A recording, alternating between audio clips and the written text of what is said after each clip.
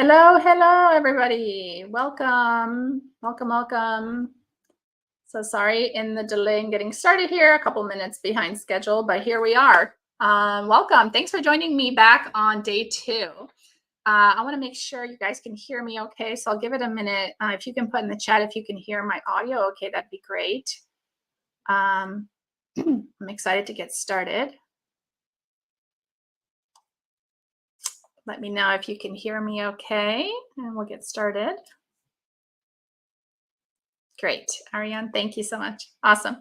So I'll just watch for the next couple comments, but let's get started. So day 2, today we're talking about how to stop yelling and show up as the calm and patient parent that you want to be. So I wanted to just start off. Oh, you can't see the video, Jennifer. Ariane, do you see the video yet? I wonder if you can let me know. You should be able to see my slides. Kendra can hear me. Welcome. Okay, Mercedes says she can see and hear. Okay, Sarah can see and hear. Okay, great. Oh, Jenna says she can't hear or see the video. Okay. Okay. So those of you that are those of you having trouble with audio or video, it looks like it's on your end. So be sure to correct that if you can. Okay. All right, let's get started. So I would like for you guys to share in the comments what surprised you the most about yesterday's session. I'd love to have it in the chat if you could share a little bit about what you found most helpful, any reframes, any golden nuggets that you got.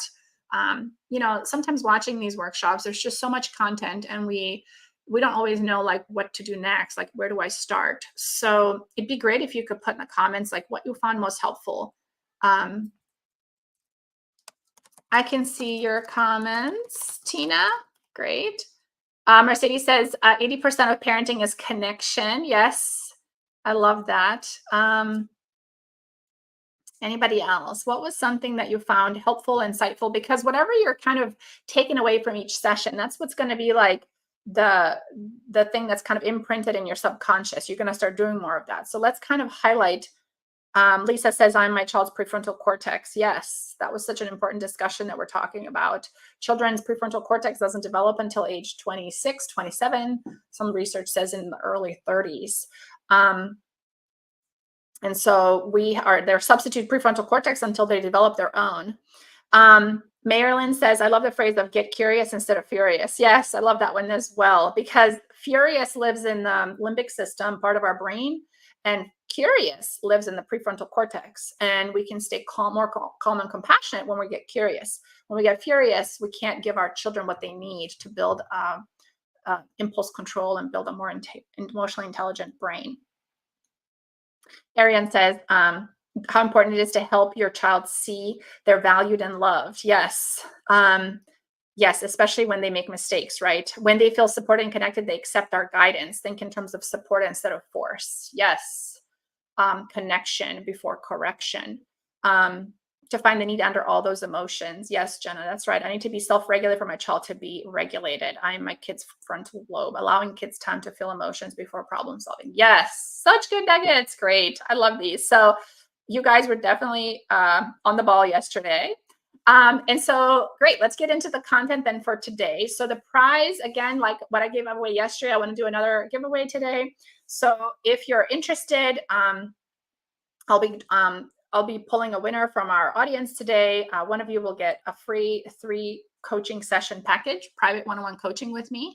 Often when parents come looking for support, if they schedule one coaching session, it's great to get like deep into one challenge, but it's helpful to have a series of coaching sessions because we make much more progress in 3 sessions than one. So I'm going to give away one of these to you guys because I feel like this is really valuable to like do these deep dives, and I can see the transformation that happens in families when I offer these support private coaching. So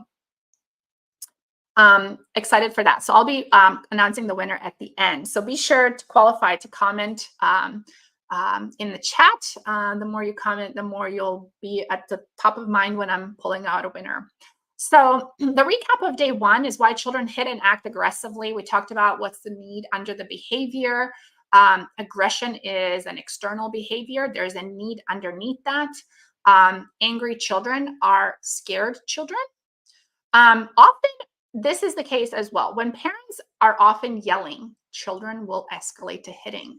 So, this is kind of a sensitive topic. We're going to talk about it today because so often parenting is so filled with shame, right? Like we feel so much shame when we feel like, oh, I'm not able to be the best parent that I can. So, I'm going to offer you some self compassionate reframes today. We're going to talk through that. But from just a logistical like correlation perspective, there's a direct correlation that if the parent is yelling or the parent is irritated, children are more likely to be aggressive and to hit. Because guess what? We talked about this yesterday. Nervous system, mirror neurons, their body is detecting threat. If we are escalating, they also escalate. Now, if they're the ones that escalated first and then we escalate, they escalate more. So we'll talk about the relationship of these. Hi, Eileen, welcome. When parents are using a rough touch, like if we're like, come on, kids perceive that as a threat. It makes it more likely that they're going to hit and escalate later. And if we are pushing them away, like, I don't have time right now for these meltdowns, or we're just like not available and they need us, they will also escalate to be heard because they're like, hey, is there anybody out here that will hear me? So like the squeaky wheel, right? Misbehavior also gets attention, right? So they're wanting your attention. If they don't get it because you're somehow pushing them away, either emotionally or with your attention, they will escalate to feel heard. So to help the child de-escalate and come down from challenging behaviors so that they don't have to like do the next level up and do the next level up and do the next level up because they don't feel like it's not registering with the adult here, we need to focus on shifting ourselves as the parent into compassion. And we're going to do a deep dive of that. It's really hard to be compassionate with a child that we are possibly afraid of in the moment, right? If they've been aggressive in the past, there's been a pattern. And it can be scary. It can be scary with a 6 or 7-year-old, but definitely scarier with a 12, 13-year-old, right? Depending on how old your child is. We don't want to tolerate more meltdowns, right? Like who wants to welcome more meltdowns if they always result in more explosions? Because we haven't been able to, great, Eileen, welcome. If we haven't had success in the past with our approaches, why would we want to welcome a meltdown this time? It's like, no, as a parent, we're like, I don't want to go there. We're afraid of staying calm too, because we haven't been successful before, right? When I was calm, it didn't help. They just escalated. And it only helped when I was like upping the punishment or I upped some kind of threat. And then they slowed down maybe, but only temporarily. The next time they escalate even more. So our autonomic nervous system feels threatened by our child's big emotions. And sometimes we almost have like PTSD as a result, right? If these meltdowns are so common in your home, your nervous system is like, it associates like your child with a threat almost, right? On a subconscious level, because it's like, oh, this child has triggered me so much in the past that now I'm sensitive to what they bring into my environment here. And so whenever they have a hard time, I may possibly also become hijacked. And I don't want to get too close to them. And so we almost keep them at like arm's length when there's a cycle of this, and we don't connect with them because we don't want to. We're like, you're always causing this. Like, you're not my favorite, maybe, And what they need most is to feel like a favorite. So it's such a hard dynamic, and we'll talk about how to overcome that. Okay, so Talita says, how about when we try to regulate, but it seems to not work? And you want to talk in a little gentle way, but it's still, so when the parent is still frustrated inside. Yes, we're going to talk about all of that today. So hang in there. But again, it's this, when we're afraid and the child's having big meltdowns, we create a vicious cycle, right? We don't step up as the leader, and then they don't see a leader, and then it's just like a cycle of dysregulation for both of us. So we have to interrupt this. So let's talk a little bit about emotions. We're going to talk about the parents' emotions today. Yesterday, we talked a lot about the kids' emotions. The process is no different. It's the same process because guess what? We have a nervous system. They have a nervous system. Even though we see them as like the kid having big challenging behaviors and big feelings, it's really not so different from when we have our own like mommy meltdowns and daddy tantrums, right? And so let's kind of get clear about emotions. So all emotions come from either of two sources. There's only two root sources of emotions. Either they come from love or they come from fear. Often people will say it's love and hate. Well, it's not necessarily hate, it's fear. Fear is the fight or flight response, which lives in the amygdala. And love comes from compassion and empathy. And it's in the prefrontal cortex. It's also in our hearts, obviously, right? Like when we put our hands on our heart, there's like scientific evidence that shows that we can cultivate more calm and radiate more calm, like literally by just focusing on our heart. But the prefrontal cortex is what dampens fear and gives us more wisdom, right? And we're able to shift out of fear. So, how does the brain create? So, when we think about like when our kids trigger us, like your kids having these big emotions or they're doing something that's irritating, it's like a trigger, right? Like, it's something that triggers you so that you end up overwhelmed and yelling, right? So when we think about like how our own brain created these triggers in ourselves, it was often, if it's a childhood trigger, it was way before your kid was even born, right? Did my parents scream and yell at me when I was a kid? How our brains are wired is based on repeated experiences. So our amygdala, either like through repeated experiences of maybe in our own chaotic childhood or with a parent that wasn't compassionate and loving, our amygdala grew and it became like bigger than the other parts of the brain, not relatively speaking, but bigger than the average amygdala. And so we're more reactive, we're more on edge, we are more stressed than other people because we have prepared for this in childhood. We've had so many repeated experiences where we were stressed and nobody soothed us with their prefrontal cortex that now we have to do this ourselves, right? It wasn't done for us in childhood. And you guys are all doing the hard work today of being your kids' prefrontal cortex. And when they have their amygdalas in charge, which it always is when you're a kid, because that's the emotional part of the brain, that's the first part to develop. The prefrontal cortex comes later. You're acting as a substitute prefrontal cortex. You're helping them dampen that stress response and teaching their brain to wire for more calm. But if this wasn't done for you, it's really hard because you have these embedded triggers. So your triggers don't really have a reference for time. It thinks you're still 6. Like your triggers think that you're still a kid. They don't know the difference between your kid or some like big adult that was scary, or when you were having big emotions, being left alone and not getting support by getting in trouble and getting yelled at. And so the amygdala doesn't know the difference, right? Because it doesn't have a perception of time. Prefrontal cortex does. It's where perspective comes from, right? Um, Yes, it's like pre-programmed stress response, right? And so I just want to say take a moment to like grieve that. Grieve the fact that you didn't have possibly the type of parent that you deserve, that you needed as a kid and that you deserved as a kid, because every kid deserves to have at least one safe person in their life to help them process their life experiences. We all do, right? Even into our adulthood, it's like have that one friend that you can call, because even as adults, when we lose it, we need a friend's prefrontal cortex. We can talk more about listening partnerships later, but that's what they're founded on. It's like when I'm in my amygdala as an adult, can I call somebody that I can borrow their prefrontal cortex? So it's not shameful to borrow somebody's prefrontal cortex, even as an adult, but how often is this happening, right? Like if it's repeatedly happening, it's more wired for you. If it's not so often, you're more wired for calm and compassion. So these can trigger responses like anger, which often stem from fear or past trauma. And these can trigger response. That was the same thing. Sorry. So these triggers, obviously, like there's something that happens in our subconscious that is an old thing, and now it's coming up in the moment with our child. Whether it's like, I can't believe they're being so disrespectful. When I was a kid, and if I could have never been disrespectful, I know what my parents would have done. It would have been bad. And so when our kid is disrespectful, it's like it created a trigger in our childhood. And now it's like, I can't see them as being like a kid that's overwhelmed with big feelings. All I see is how rude they are. And then we start projecting into the future.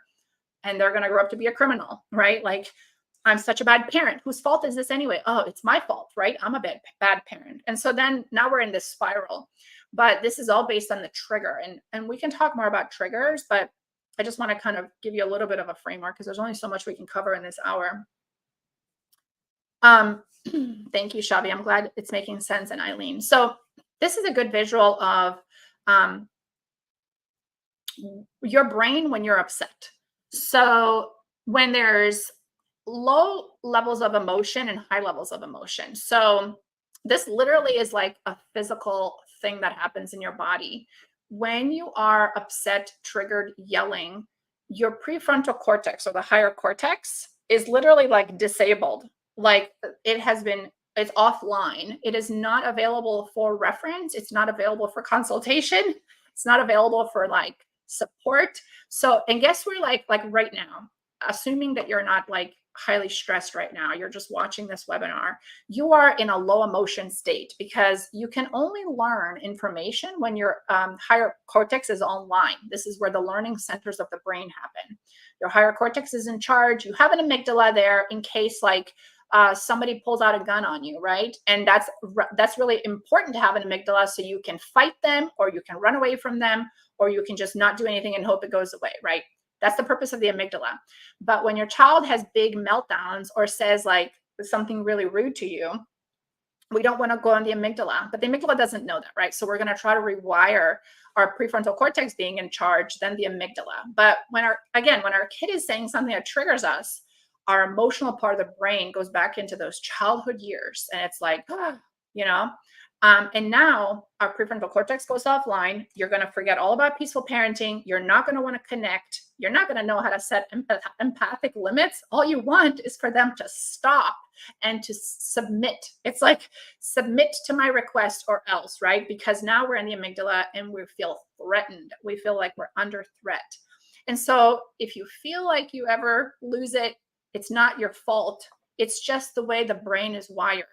But we can do something about it. It is your responsibility to help yourself build a stronger brain connection between the prefrontal cortex and the amygdala. So no shame, no blame if you are reactive. Again, like I was a reactive parent when I started peaceful parenting. I didn't know what to do. I just felt like horrible, right? Like, how can I be like so mean? But then it's like, you know what? Like, I could do something with this shame and this guilt that I feel. Let me do something else with it. What can I do now? And we're going to talk about that. But it's not your fault that you're reactive, but it is your responsibility to step up and take care of it. Do something to progress forward. Growth mindset. Nobody's perfect. You're never going to be perfect. You'll always have an amygdala. And actually, it's a good thing you have it so you can be protected in case a true like danger or threat is around, but your child is never the threat, right?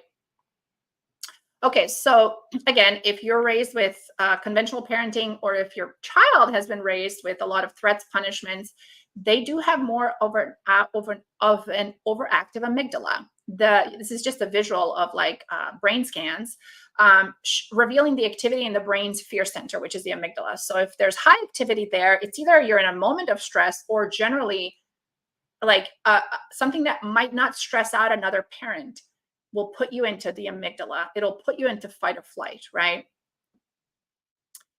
Yes. So so if your child has repeated like challenging behavior, big explosive emotions, you can basically see them as living in this high activity brain. And the same with you if you tend to dysregulate a lot, like daily, weekly, you're in the high activity. Your brain is just more sensitive to stress, and it's going to go into this. Now, we did talk about like neurodiversity and other like diagnoses that could be a part of this as well. But I'm kind of just saying like in general, right? And so even if you don't have neurodiversity, you could be just more reactive, right? So there is hope for this for you and your child. And we'll talk about the power of neuroplasticity, which is also part of brain science. And this is where the responsibility you have is to learn about this and to practice things that will actually help you. But knowing that this is where we are right now in this high activity state of the fear center, this is where we are. Like, let's start here. Let's acknowledge it. It's kind of like going to an AA meeting. Like, I have a problem, right? Or whatever. Like, I do tend to yell a lot, or I do tend to lose it. It's really hard for me to stay calm when my kid is acting like this. And no wonder, like it's a nervous system response. And it's not my fault because I wasn't parented with compassionate parenting. And if my parents were pretty peaceful, but I still am very reactive, I would wonder who was there for me when I was having big feelings. Often parents will say, well, I didn't, I didn't always get what I wanted and I grew up just fine. Well, you don't always have to get what you want, but who was there to help you with your big feelings? Because it's the feelings, it's the fear fear is a feeling, right? Like it's the feelings we need help with. We don't need to get what we want. We just need somebody to help us feel our feelings in their compassionate presence so we can learn to build pathways that then soothe us, self-soothing. So I saw somebody that mentioned it's really hard for them to identify their triggers. But so this is how triggers work. Like, let's say you just yelled. So yelling is your behavior. It's like your challenging behavior, right? What happened right before that? There was some kind of flashback, some kind of trigger to your own childhood, something that your child did or said, if it's with your child, right? Um, that your thoughts perceived as a threat. So like, for example, my kid just said something really rude to me. Like, I cannot believe they're talking to me like this. But that in itself isn't really like so stressful. It's what is that? What does that mean? If my kid is rude, what does that mean? So what meaning am I giving to my child's behavior? That's the trigger, right? The meaning is that when I was a kid, if I were to be rude, this is what would have happened. Or when I was a kid, I was rude and I got punished, right? I feel shame about it. And so again, would be really helpful to go through in like a coaching session to get deep down into each of everybody's personal triggers. But these triggers are kind of like an onion, like it has a lot of layers. And ultimately, like you can get rid of a lot of triggers, but there'll always be like something at the core. It's like, okay, it's like there's no perfect parent. If you were able to get rid of all your triggers forever, you would be like, you know, perfect. But none of us will be perfect. And I think part of the design is that we are designed to like rely on each other and continue to grow. We're designed for like growth, not perfection. And so it's a constant process. So the goal isn't to be perfectly peaceful all the time. It's to be mindful that when you do have these challenging feelings and when you feel like overwhelmed and you start to act in an unskillful way, to build the impulse to slow down and stop so you don't take out your behavior out on your child, right? You can still have your feelings and we'll talk about processing them, but you don't have to behave in a way that's harmful to your child, right? So all feelings are welcome, including parents' feelings of frustration, overwhelm, but not all behavior is permitted for parents either, or for kids, right? Like it's not okay to yell. It's not okay to hit, or we don't want to say rude things or threaten our kid, right? Because it doesn't feel good. It's not actually helpful for brain development. Okay, yelling is a habit. Habits can be changed. This is where the hope is in yelling and any kind of reactivity. You can change habits because neural pathways it's hard because it is a habit because these neural pathways are built. So I know the skiing analogy is helpful for parents. So think about like skiing down a mountain that already has like a path that 1,000 people have skied on. It's going to be much smoother and faster if you go down that route. And that's like, if you're used to yelling and you're used to being reactive in your own childhood, you're going to be much more likely to yell because you've built that pathway and it's like very fast. It's like a superhighway. But now imagine skiing down a path that's never been crossed, right? Like it's going to go a bit slower because it's not so slick. It hasn't been like grooved in, like a road being grooved in or a piece of wood. So you can put in the chat a common trigger for you. I see a couple of people talking about that. Yes. Yes, Elena, it's helpful to try not to say anything or to direct that behavior at our child. Just like when our child is frustrated, we don't want them to hit or to like say, I hate you. We want to help them we want to create enough compassion in the space where they feel safe to feel their feelings and to let them go without attacking other people. And so the same thing goes for us. We want to feel our feelings that are driving this stress and give ourselves compassion so that we can dissipate these big feelings without unskillful behavior, without yelling, threatening, punishing, right? So one thing that really helps with this is, again, we talked about reactivity and amygdala. The amygdala produces cortisol and adrenaline, which are stress hormones. They're very helpful if you have somebody breaking into your house. It's very helpful to have cortisol and adrenaline because you're going to be like trying to do something. Hopefully, if you're in fight, if you're flight, you're going to be running away. And if you freeze, you'll just like kind of freeze, which trauma is like a freeze response usually. But we can also block these cortisol and adrenaline hormones that create like this reactive pattern with our amygdala with hormones that live in the prefrontal cortex. So oxytocin, dopamine, serotonin, endorphins, these are happy hormones, and they literally block cortisol, adrenaline. This is why like oxytocin is released when you're like giving birth. It's like a pain reliever too. But also nursing, it releases oxytocin. And whenever you're like with a baby, you're bonding. When you're laughing with your kids, you're releasing oxytocin. It's feel good hormones, right? Like you're feeling good in your body. Whereas if you feel stressed, you feel bad in your body. So the more we can create a release of love hormones, which we'll talk about tomorrow, like connection, but even during the day, when we talk about self care, actually, I think I have a slide coming up on that.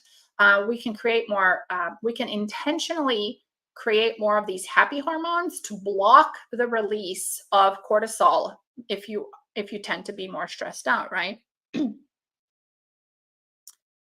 um, okay, so probably you guys already know this, but just for those that are kind of new, like the impact of yelling at your child. So at best, they're scared of you.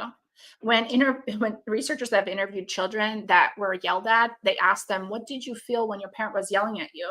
And the kid would say, like, "I look at their face, and their face is all scrunched up, like really mean parent. They're looking up at you, and your face is all scrunched up because you're mad and yelling, and they just feel scared."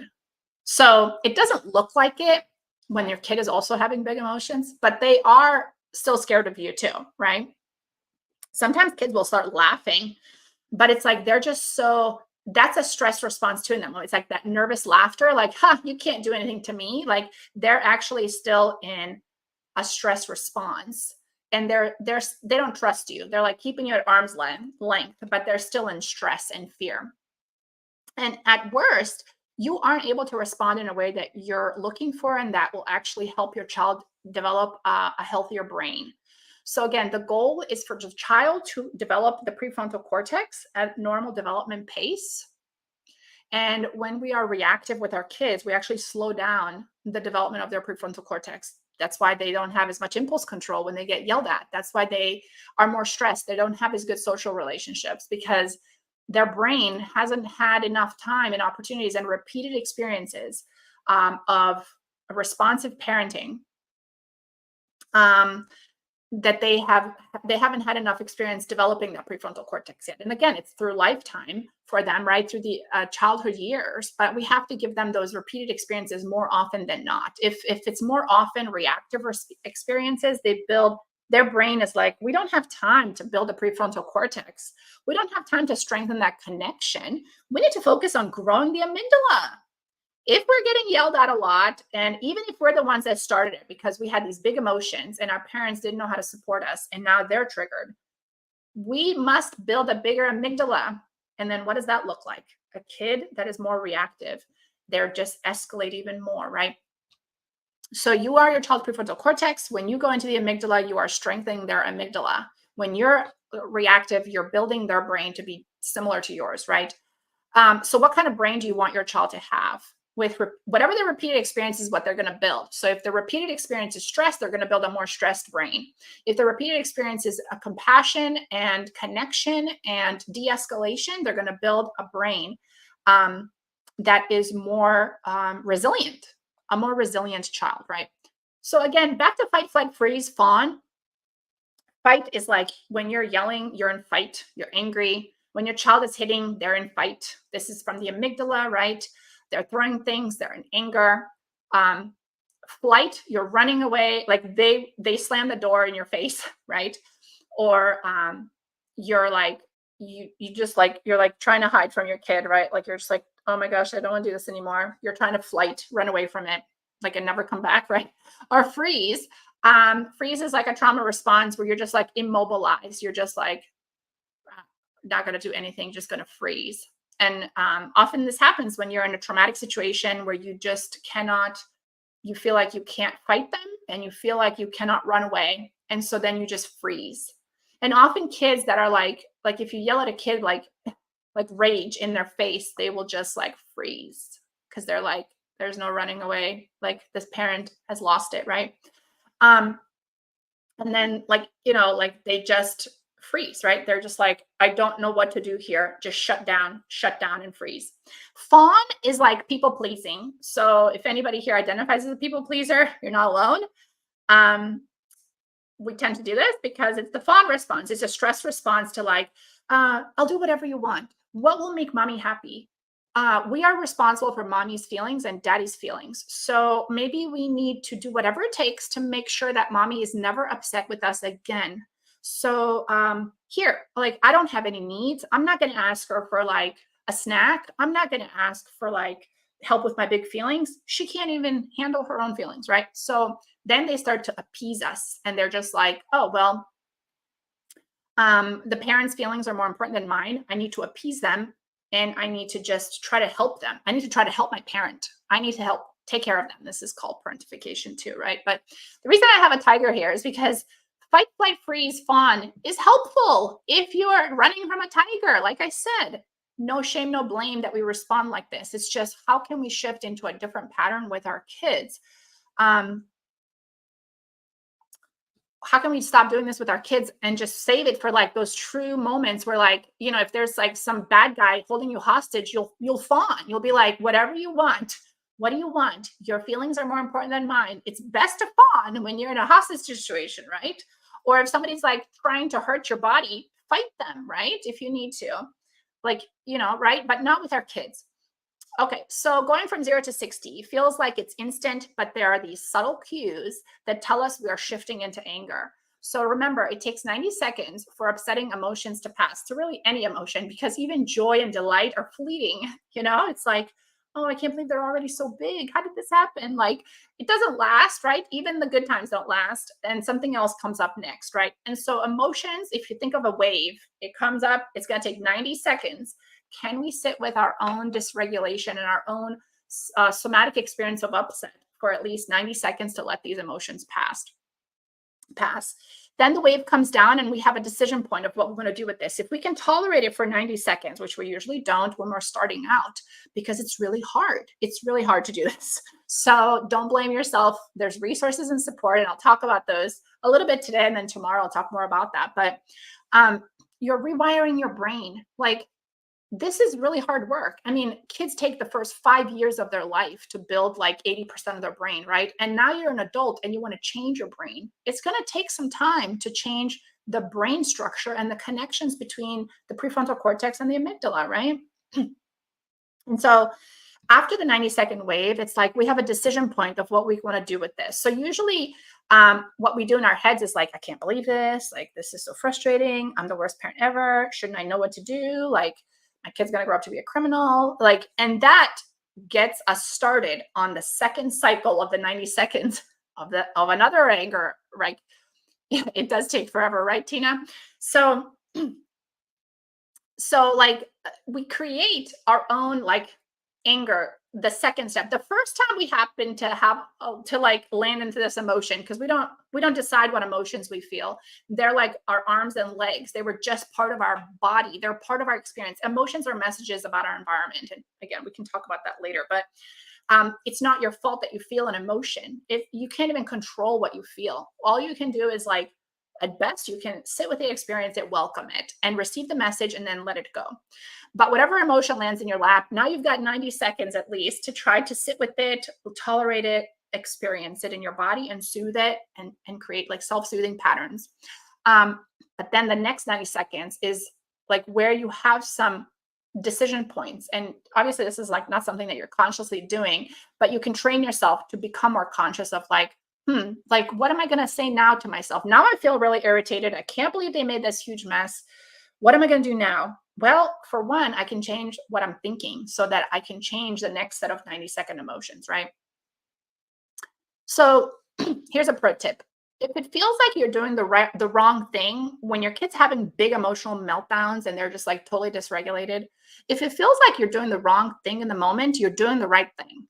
This is like really eye-opening to me. If it feels good, like what you're doing in the moment, if it feels good, your kid's having this hard time and you're feeling good, you're probably doing the wrong thing. Anybody experience this? I thought when I heard this, I was like, this is genius, because you know what feels good? Releasing your own discomfort by lashing out, by yelling, by hurting somebody else, right? Like not hurting them, but like releasing your upset onto them and giving it to them to carry. But what feels wrong is to resist, is to hold back. And that's exactly what we're trying to do. We're trying to resist acting out in our behavior. We can feel our feelings, but we don't want to release it at somebody else. We want to give it compassion in our bodies and tolerate as much of it as we can, and express it in a skillful way, right? But in that moment, what feels easy and what feels right is that ski path that you've been over 1,000 times. It's your stress response, and it feels super easy to go there, and it feels like the right thing to do because you're like losing it, and it feels super good. But then later, you're like, should have known that was not the right thing, but now it's too late, right? So try to give yourself this clue of like, am I feeling good right now? Do I really feel like pumped up and my kids are fighting and this is like really triggering and I'm feeling pumped up, like I'm going to teach them a lesson?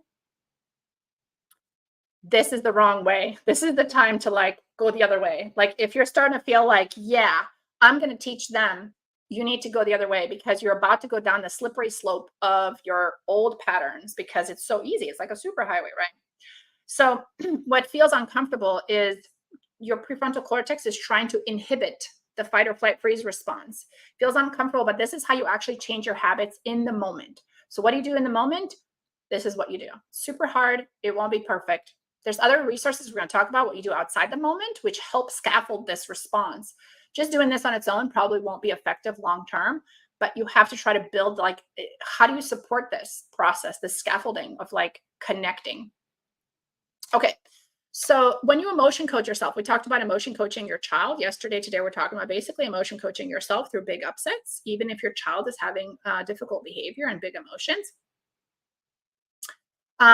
There's a top-down approach, which is like trying to use your thoughts to stop the fear and to be like, okay, like I should be more reasonable right now. Like, and how easy is it for you guys to do that? Like, how easy is it for all of us to be like, oh, yeah, I know what to do differently. Let me just pause and do this differently. It's like, no, that's really hard to do. That's the top-down approach where you're using your mind to control your reaction in that heated limbic system moment.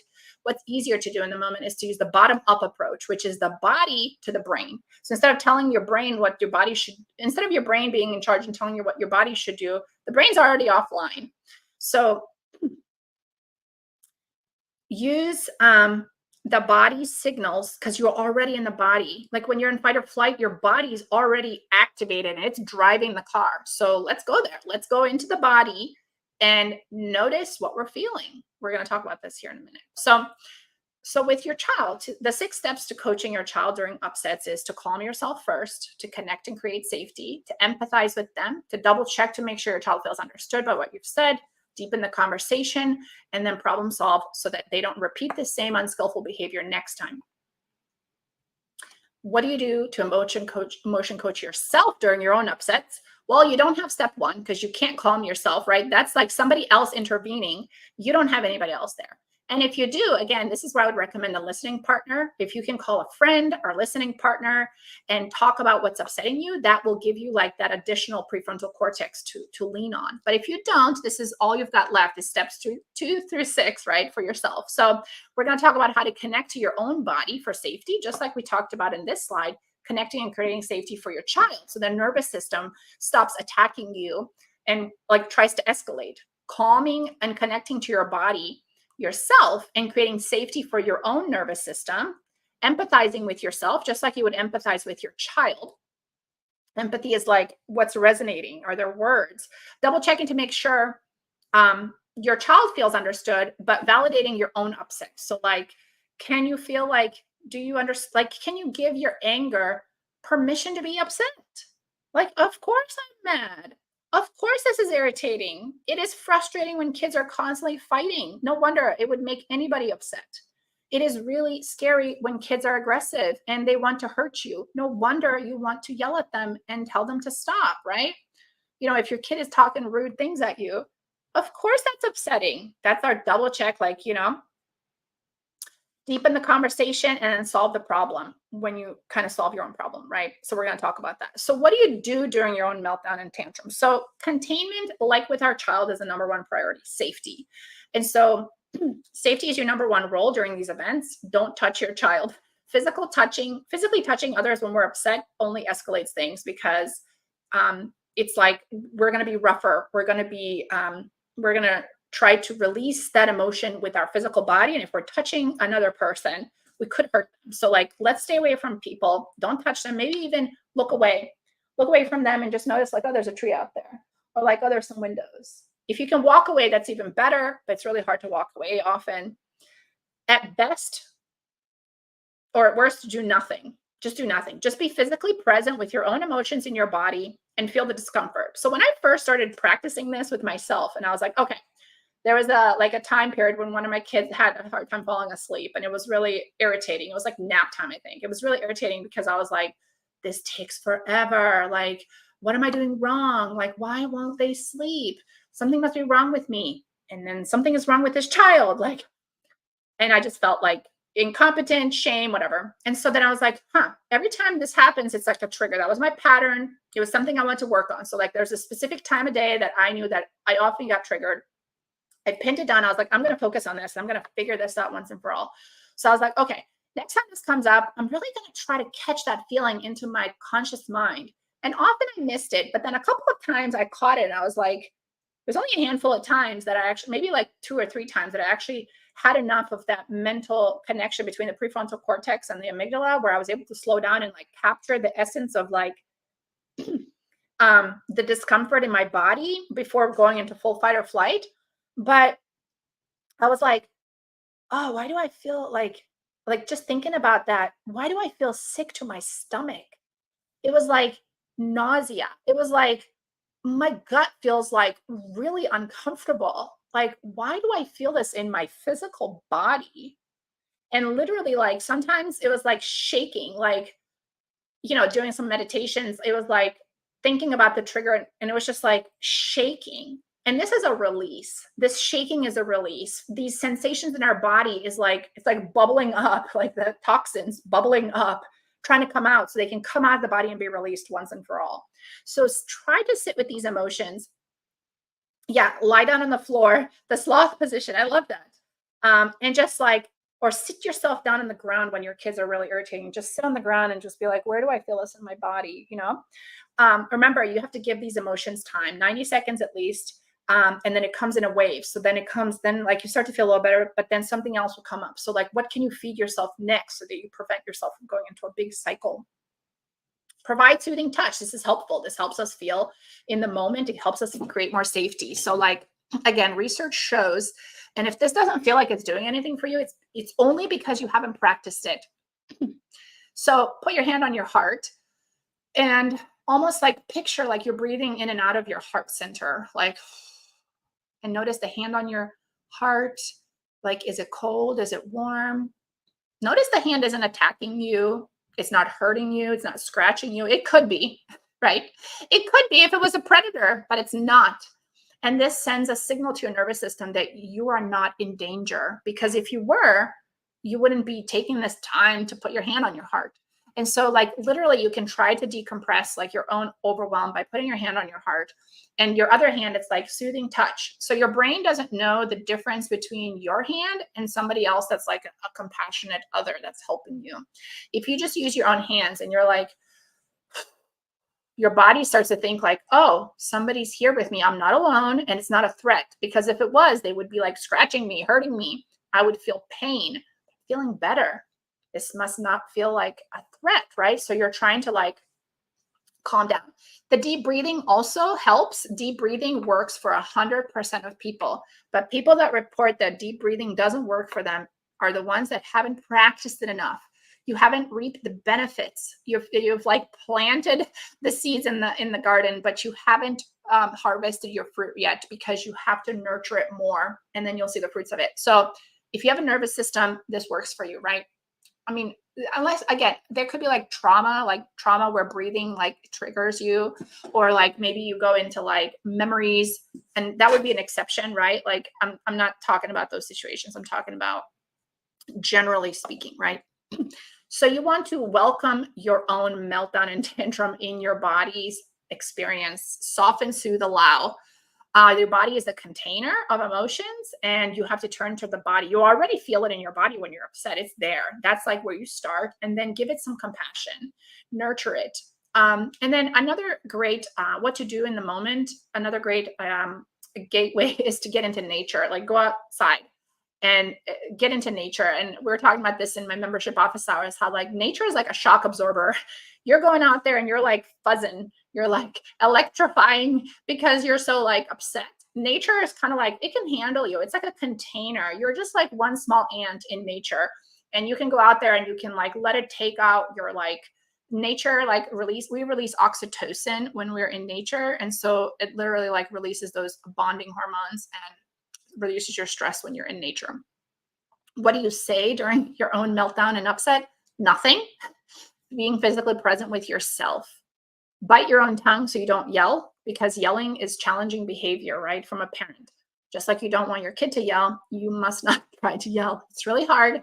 You'll probably do it again in the near future, but then you'll get better and better and better. Close your mouth with your hand if you need to, as like a symbol, if you can get to that point. Validate your emotions. Acknowledge and name the angry feelings, like upset, like we said, like I'm so upset right now. This is so upsetting. If you try to tell your anger, like, I can't believe I'm so angry. I can't believe this. I just went to this workshop and they said, don't yell. It's so bad for my kids. Like, don't start there. We're starting with empathy. Remember, we're emotion coaching ourselves. Your feelings are not bad. And give yourself compassion and soothe yourself. So no wonder you're upset. Like this is really hard. It's really hard to parent this child that you have. Anybody in your shoes would have a hard time. Anybody with your brain and your background and your circumstances, and with this unique child with their nervous system, it's like the perfect storm. Anybody that was in your shoes would act the same exact way. So there's nothing wrong with you. There's nothing to be ashamed of, but there is an opportunity for taking responsibility, right? Like, what can I do now to support myself? So giving yourself that compassion, this is so hard right now. Everyone feels angry at their child sometimes, right? So empathize, validate your own anger, befriend it, listen to it. Same thing that we were talking about with your kids. Befriend it, listen to their anger. You're not allowing misbehavior, and you're not going to like hit them or try to yell at them, right? But listening to our anger acknowledges our own upset so we don't have to express it. Remember, we only yell because we're escalating. Our kids only hit when they're escalating. They tried to tell us something before, there were steps before they escalated. There were steps before we yelled, but something wasn't heard. It didn't feel heard. And now we're in this like spiral. This isn't what you wanted, and if you feel yourself start crying, let yourself cry. The tears contain cortisol. They contain the stress hormone, and they will literally like empty out your body from the stress. So the more you can release the stress, the more peaceful you can show up with your kids, right? Everybody needs to cry sometimes. It's good to feel those tears and let them out. You can be a safe person for yourself. Journaling, I know somebody mentioned that in the chat. Journaling is a great way to also express your emotions, to feel heard. So journaling, this is really cool about journaling. The neuroscience is that when we're journaling, we actually activate the prefrontal cortex. Like if we're upset, we're in our amygdala in the back part of our brain. But when we start to journal, we activate the front part of our brain, which is where there's this observer self. Like it's like, it's when we talk about mindfulness and being present, that basically means like we shift in this observer mode where we're just like, we're not judging. We're just with what is, whether what is like a rainy day or just like a bad deal, or whether it's delight and joy, whatever it is, we're mindfully with it with compassion. So journaling actually activates and strengthens the connection between your prefrontal cortex and your amygdala. So this is a practical takeaway you can start doing today. Journaling, when you feel upset, if you feel like you're ready to journal, sometimes you'll be too like wound up and you'll need to go into nature. You'll need to like call a friend and borrow their prefrontal cortex and tell them all about how upset you are. But do not tell your child about how upset you are. Go to another adult, right? Express it to another adult or express it to your journal. And parts journaling. So if you're familiar with internal family systems, parts work is basically like, let's say I have a page here in my notebook and I'm really upset right now. I'm angry. that my kid's doing something. I'm going to take this entire page and I'm going to write about this is going to be the page where my anger gets to shine. It's like, tell me about how upset you are. Oh, I'll tell you how upset I am. Here, I'm going to start. So it's like, I'm mad that they did this and I can't believe they're doing this to me. And like, I hate living in this house. Like, this is like so frustrating. Like, I wish we had a family that didn't do this. My kids are a mess. This is horrible. And you kind of get to you kind of go down, down, down the elevator to like the bottom where it's like you're just like mad. And now you're and like now you start to blame yourself maybe like and now like it's all my fault, like they wouldn't act like this if it wasn't for me, and if I was a better parent, like blah blah blah. And now you're like in that phase, and now you go below that and it's like, oh well, like whose fault is it anyway that I'm like this? It was my parents' fault. They didn't raise me with more compassion and they weren't there for me when I had big feelings, so no wonder I'm like this. And then whose fault is that? Well, you know, I guess my parents didn't have what they needed either. I guess they didn't have parents that showed up like this either. And then it's like, wait a minute, like there's so many people in the world that don't have access to this type of stuff, like in parenting. Like it's not their fault. Like we're all doing our best. Like, geez, like this is really hard stuff, like. And so like, okay. And now you're kind of like running out of steam. You haven't yelled, maybe, or if you did, fine, write about it, right? Whatever happened, happened. Whatever point you interrupted yourself at, fine, start there. And then once you get to the bottom of this journaling, or if you're talking to a friend, or you're just like reflecting and you're being with, or maybe you're doing a guided meditation, now it's like, okay, well, it's time to repair with your kids. So most of the time, when kids and adults feel their emotions are understood and accepted, the feelings will lose their charge and begin to dissipate. But if you're still feeling upset and not ready to repair with your child, it means you haven't really processed your emotions fully yet. And you need to revisit the earlier steps. So if you get to the bottom of your page and you're still like, and it's my kid's fault, I can't believe them, you haven't processed it yet. Take more opportunities to go deeper, right? I would, Mercedes, I would try to rewrite. If the journals didn't feel right, I would just try to write what's on your mind, especially when you have big emotions. Just try to write what's coming up for you. It's called free writing, right? It's like free journaling. Like what's coming up for you right now? And just kind of don't even try to think about it. Just try to let your hand, like, what does my hand want to write right now? And just give it permission to write whatever it wants and see what happens, what comes out, without trying to like overthink it. Because you want whatever's kind of like, what's coming up for me right now? It's like, curiosity, like what's coming up right now? Can I write that? What is it? Let me see what it is, because I don't even know what it is yet. It's kind of developing as you go, right? So of course we want to take responsibility when we yell at our kids and repair with them, but it's really hard when we haven't processed our own emotions yet. And so we need to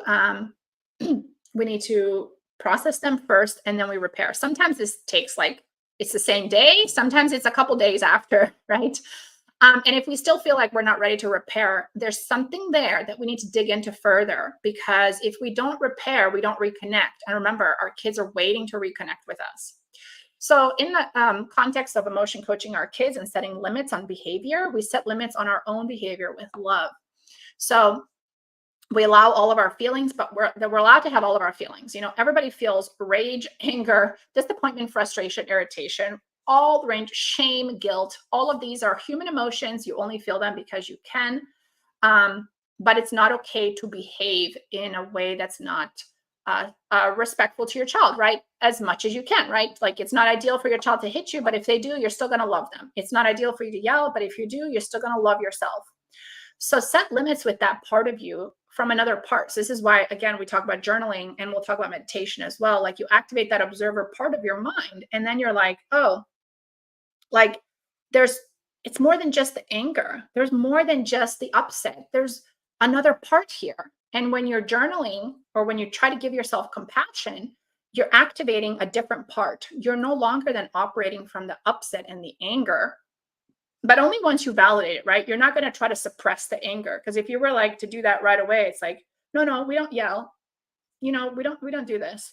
Then you're suppressing it. You want to validate it, give it space to express itself, hear what it wants to say, and then say, you know what? Yeah, it's really hard. I understand why you're upset, and I understand why you're angry, kind of talking to yourself. And it's never okay to yell. It's never okay to blah, blah, blah, right?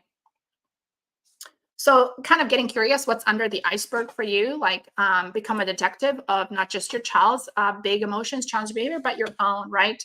Do you have some unmet emotional needs? Like, do you need to like talk to somebody about some of these big feelings? Physical needs like sleep, social challenges for kids, but for adults, it's like you feel all alone. You don't have a parenting community. Maybe you have some neurodiversity, which makes it really hard to control the impulse to react, which is normal if you have like neurodiversity, right? That's just how the brain is wired. And then it's like, well, how can I support myself? Like, what can I do what can I do to support this challenge that I'm struggling with? Maybe you're overstimulated with your kids being so loud, right? Or just the constant to-do list. Maybe you have sensory processing challenges, like, and I think most of us do nowadays, because the constant technology, like infusion and the information overload, which I'm sorry I contribute to that when I email you guys. Just trying to share information that's, if it's helpful, use it. If it's not, don't even look at it right then, right?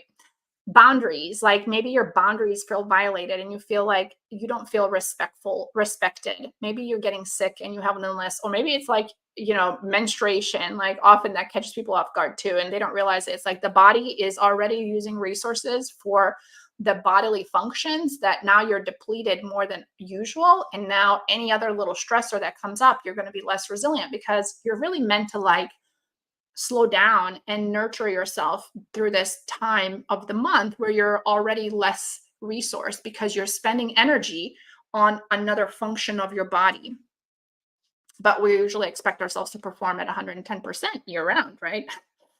Structure, routine, predictability, anxiety, fear, lack of connection with others. So, especially with our kids, if we don't feel like we're connected and enjoying our child, we'll often lose it more often, because it's like, well, you know, um, it doesn't feel as rewarding to connect with them. Physical needs, sleep is very underrated. We talked in the VIP Q&A, and I know that's supposed to start now. We're going to wrap up this presentation, then we'll go to that because I started a little bit late. But physical needs are often overlooked. And for kids, particularly, we talked about how if your child is grumpy in the morning first thing, and if you have to wake them up to go to school or to get up for the day, they probably didn't get enough sleep. They should be waking up without an alarm on their own, ideally. So you need to get them to bed earlier. Same with yourself.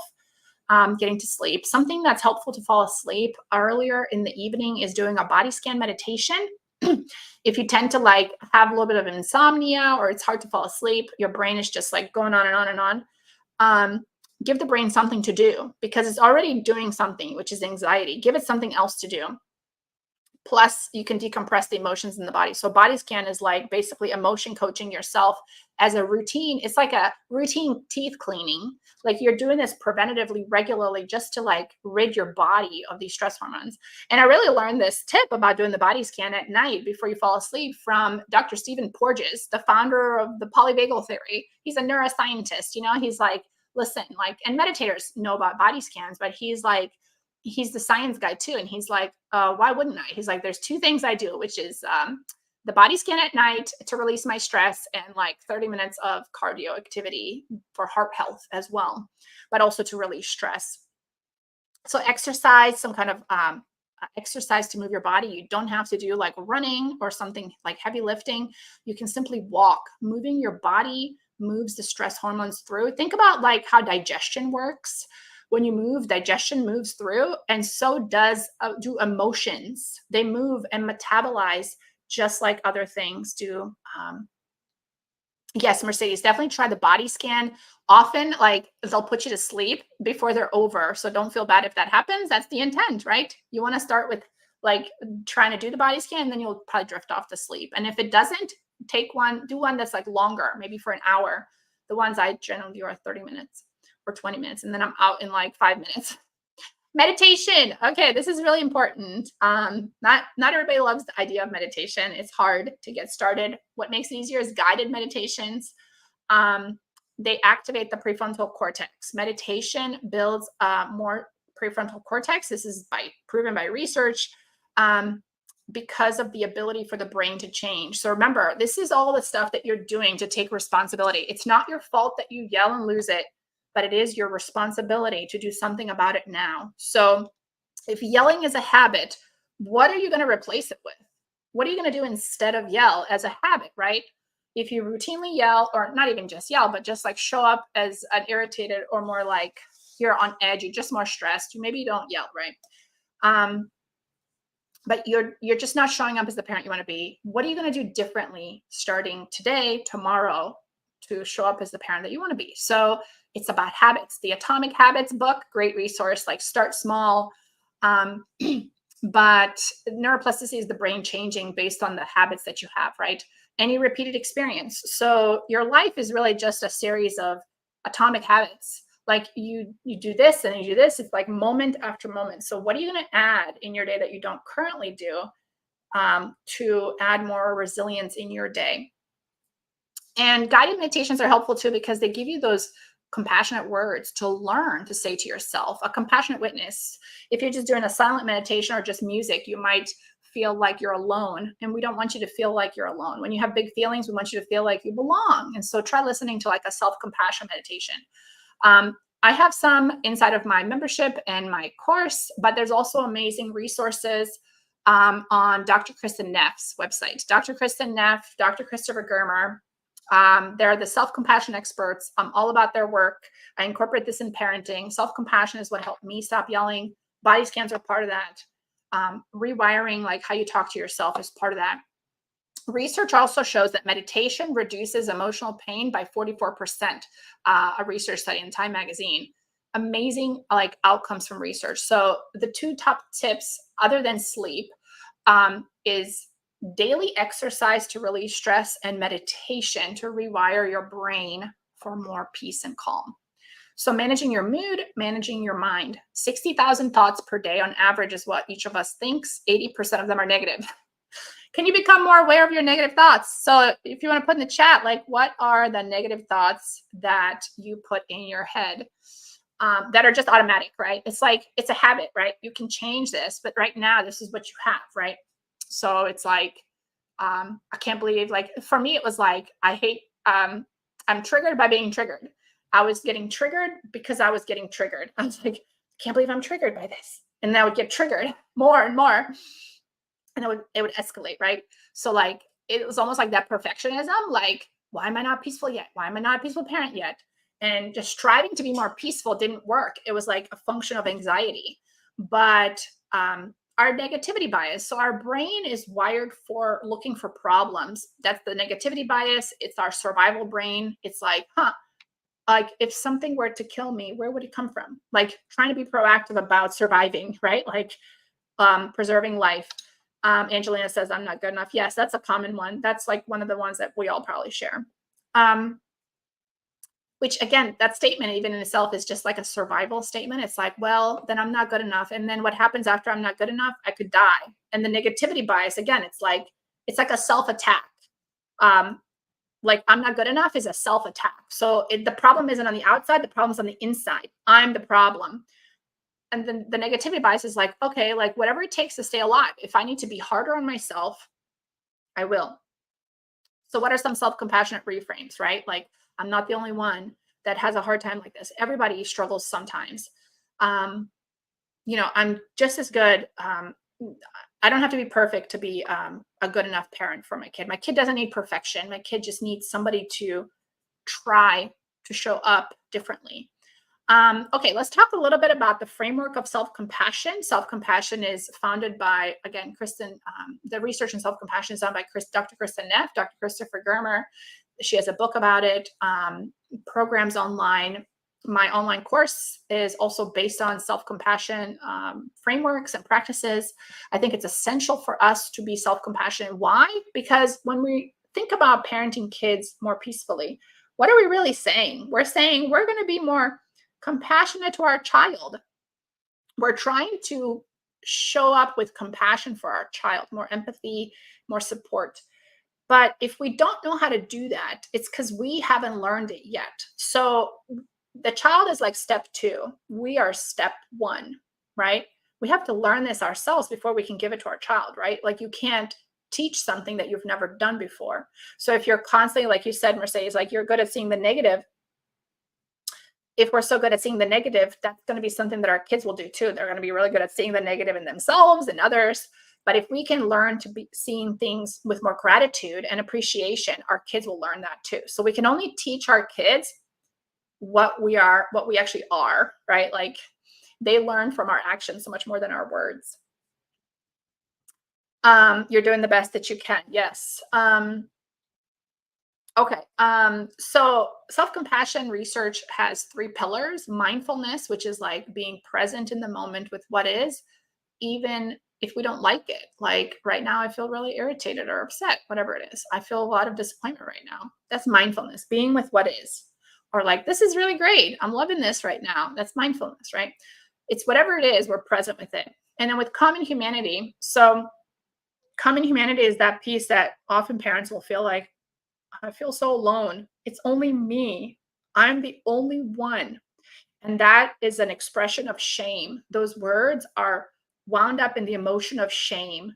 Common humanity says, you're not the only one. Other people have been here too.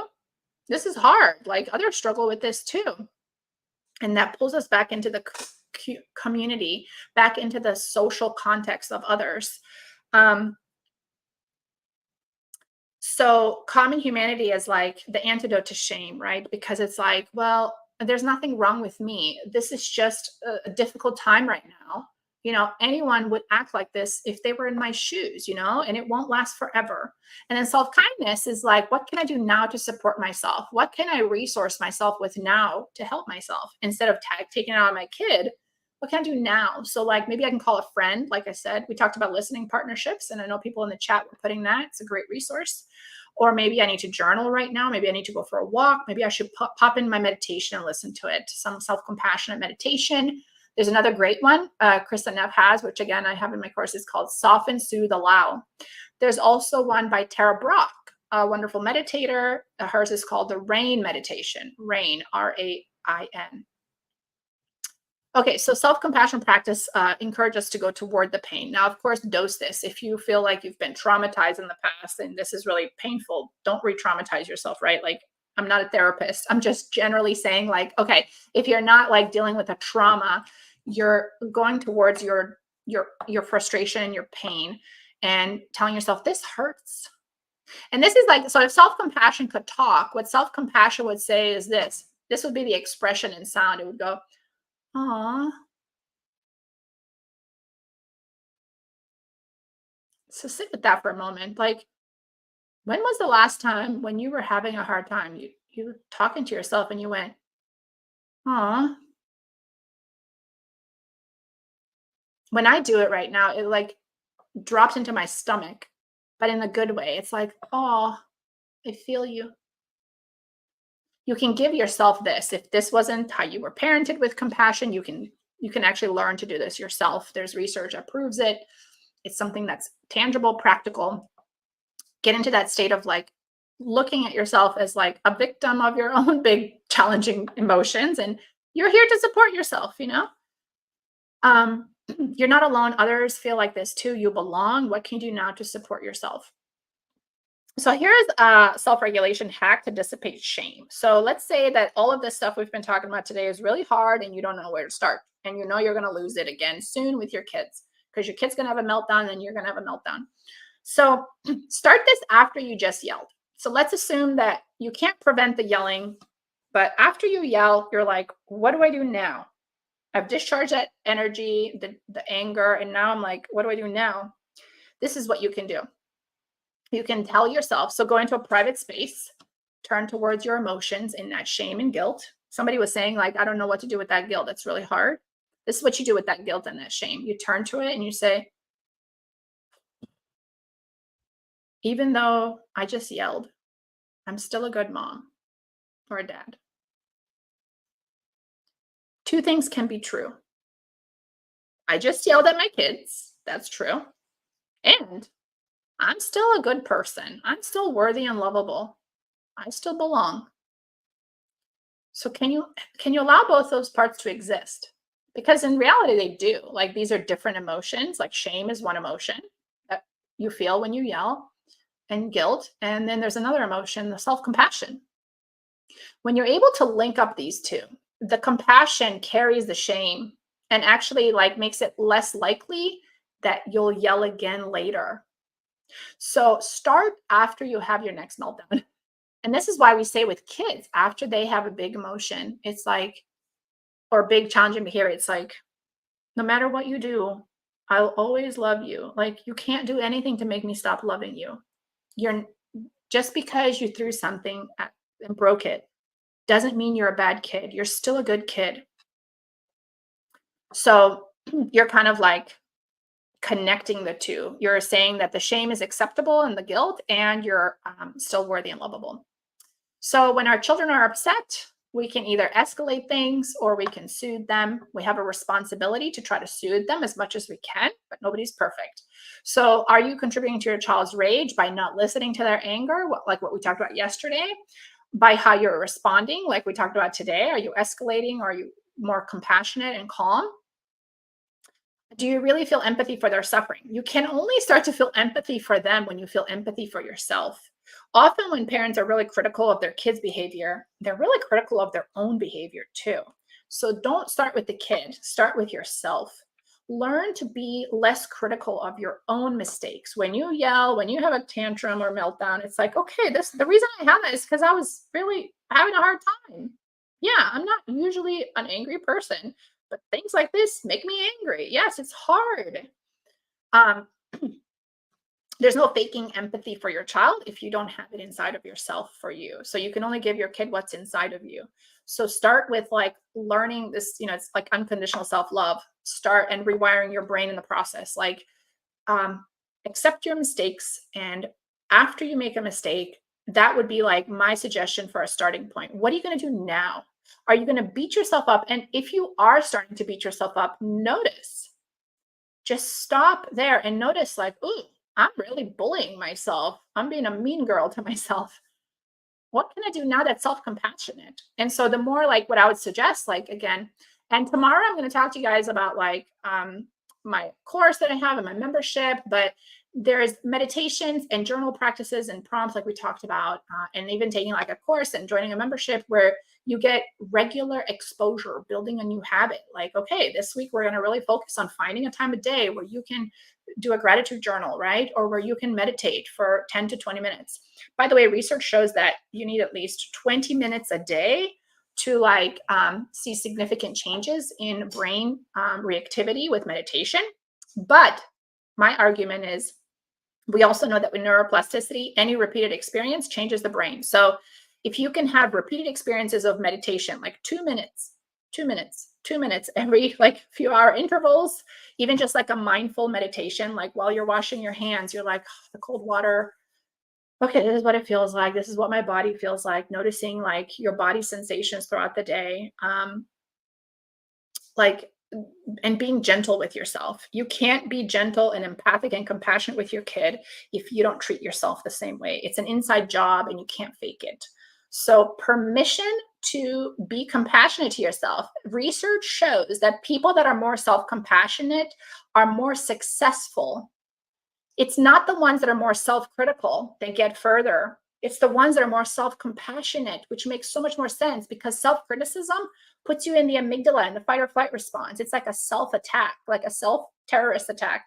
But if you're in self compassionate, you're in the learning part of your brain. You can actually access all that wisdom and all the training that you've gotten. So you can actually like magnify exponentially how quickly you show up as a peaceful parent if you're more self compassionate because you're literally in your prefrontal cortex. Self compassion lives in the prefrontal cortex. Self criticism and guilt and shame in the amygdala. So let's practice it more routinely. Let's read about it, do those meditations. So Talita says, many times I'm trying to be kind to myself, but underneath there's a speech. I don't believe you did that. You'll never learn. So you know what I would do with that? I would journal on it. I would be like, okay, or even meditation, but I would be like, I would say, okay, I would start with, I can't believe you did that. You'll never learn. What is that? And then I would keep writing, like keep writing those critical thoughts. Give your anger an outlet. Give that critical voice an outlet. Keep writing as much as you can. Go to the next page. How many pages do you think you could write about self-criticism, right? Give it all the room it needs. It will drain eventually. It's not like an unlimited supply in one moment, right? So give it a voice. Write it down. Write all the things that it wants to say. It's a part of you, it's not all of you. And when you're journaling, the anger is writing, but the observer is like, huh, oh, I see on paper what you're writing. The observer is a separate part. The observer during journaling is the prefrontal cortex, but what you're writing is out of your amygdala. So anyway, so that's kind of my tip there. And I just wanted to kind of wrap up with for tomorrow. If you are empathic with your child, but your child doesn't accept it, you are being more compassionate and empathic, but they don't want to let you in. Defiance is a relationship problem. There's an attachment rupture. They don't trust you yet. Keyword is yet. Growth mindset. We can change this. If your child is older than 12, though, and you feel like their behavior is just escalating and getting more aggressive, I would look at getting additional resources. There's higher risks with kids that are getting into the teen years, because it's not to say that this doesn't work with teens. It does, but it takes time. As you know, we're rewiring a brain. And so family therapy is a faster way to build that attachment with your child again. Otherwise, you're having to rebuild attachment on your own. And yes, you'll be able to do it, but how long is it going to take you? Is it going to be before they're 14? Because 14 is like the highest risk age group for kids for risky behavior. Like they're old enough and they start to do these things that are more dangerous, but they don't have enough of the prefrontal cortex impulse control to know better, the wisdom to know better. And so ideally, like we want to do a lot of this before they're 12. If we're still seeing escalating behavior, to get faster results, again, I would try family therapy. And the reason it works is because you have a therapist and you're there and your child is there. And your child is defiant to you and they resist what you're trying to do. The therapist forms a bond, an attachment with the child first. And then they pull you into the loop. And now it's like this love triangle, but then they step out and they leave you in the attachment with your child. So they're actually helping you come together faster. Connection is the key to building attachment, rebuilding attachment. Attachment patterns can change. If you feel like your child is insecurely attached and not connected to you, we can change that. Again, I would definitely do all of this plus additional family therapy if you feel like things are getting like to the point where you feel like it's, like scary. Okay. And to wrap up, tomorrow, we're going to talk about how to get your child to want to behave. I'm going to also share a little bit about my online course that's opening up and my membership that's part of that. And let me call out today's winner for my 3 coaching sessions that we have. Let's see. I'm going to offer it to Mercedes Rummel. Mercedes Rummel, if you'd like to do the coaching session, let me know and feel free to email me with your information. Yes, Mercedes. So yes, do you write how you feel as the observer after? Yes, you can, because that's actually what's going to happen. After you drain all the upset and the anger in that moment, the self-compassionate part will take over. So the self-compassion will come through and you'll start seeing it on paper. Like, it's not my fault. Of course, everybody would feel like this sometimes, no wonder I feel this upset, And so yes, it will kind of naturally come out if you keep going. But Mercedes, you are the lucky winner of the 3 parent free coaching sessions. So feel free to email me and we'll connect. Those of you that are signed up on the VIP, we're going to jump into that now. And I know we're a little bit delayed, but we'll go longer to make sure everybody gets their questions answered, and would love to see your guys' comments.